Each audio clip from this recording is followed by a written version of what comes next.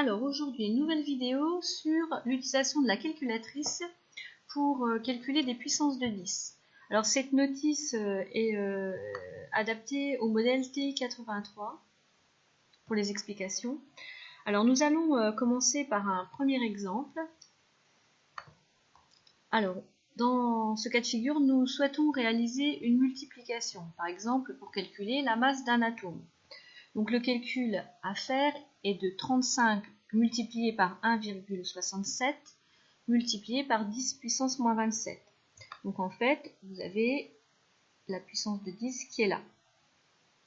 Donc pour réaliser cette puissance sur la calculatrice, je vous montre dans un premier temps les deux touches qu'on va utiliser. Il s'agit de la touche seconde ici en bleu, puis la touche virgule ici.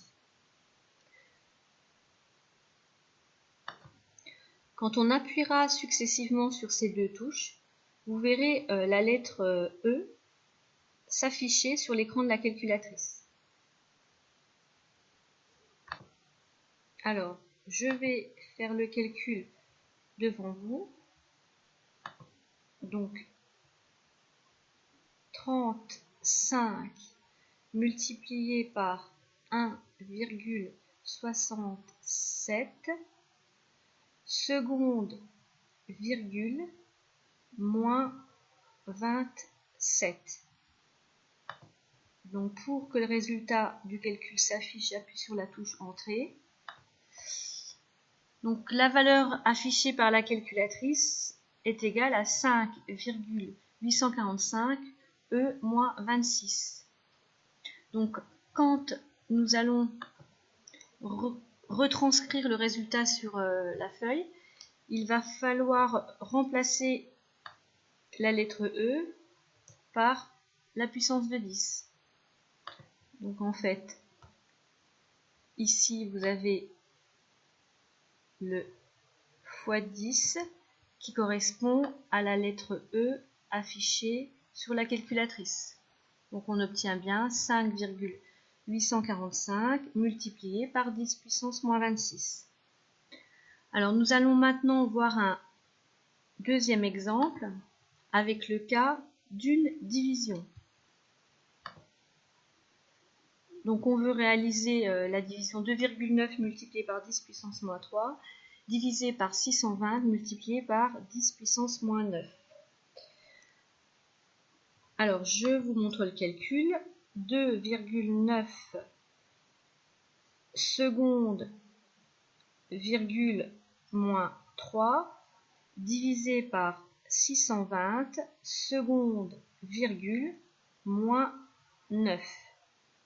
J'appuie sur Entrée pour avoir le résultat et la calculatrice affiche un résultat égal à 4677. Alors maintenant, je vais essayer de faire la même opération, mais je vais vous proposer une autre méthode. Cette seconde méthode consiste à en fait utiliser la touche ici, le petit chapeau en fait qui veut dire puissance. Donc je vous montre le calcul.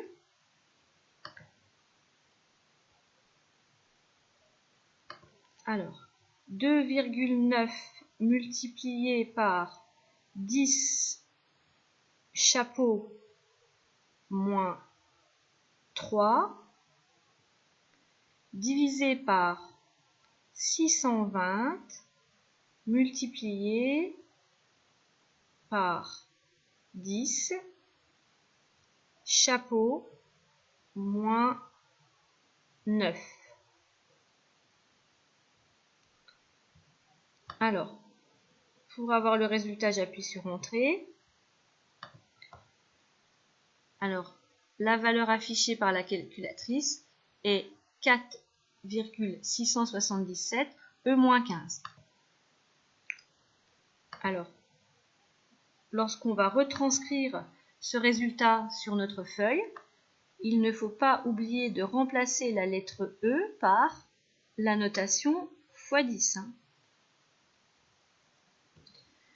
Donc, si on compare les deux résultats, on observe qu'il y a un petit problème puisque les deux résultats sont différents. Alors en fait, il faut savoir que le résultat juste, c'est le premier. En fait, ce résultat est faux. Alors pourquoi il est faux? C'est parce qu'en fait, quand on utilise la touche puissance, il y a des règles de priorité dans les opérations. Et en fait, pour que cette méthode nous conduise à un résultat qui serait juste, il aurait fallu mettre des parenthèses au dénominateur. Si vous tapez le même calcul, donc en utilisant la touche, le petit chapeau là, mais vous ajoutez des parenthèses au dénominateur, le résultat affiché sera correct.